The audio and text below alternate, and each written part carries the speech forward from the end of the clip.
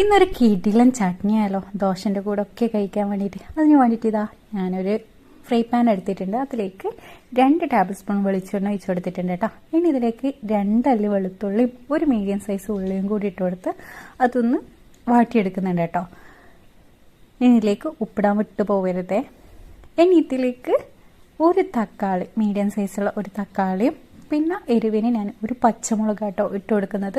അതും കൂടി ഇട്ട് കൊടുത്ത് അതൊന്ന് വാടി വരുന്ന ടൈം ഇതിലേക്ക് ഞാൻ 1.5 ടീസ്പൂൺ കാശ്മീരി മുളക് പൊടി കേട്ടോ ഇട്ട് കൊടുത്തിട്ടുള്ളത്.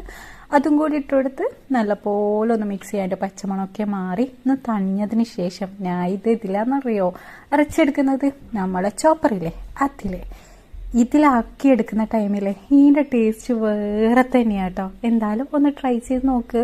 സംഭവം സിമ്പിളല്ലേ. ഇനി ഇതിലേക്ക് ഒന്ന് കാച്ചിയും കൂടി ഒഴിച്ചാലിതാ നമ്മൾ ചട്നി റെഡി.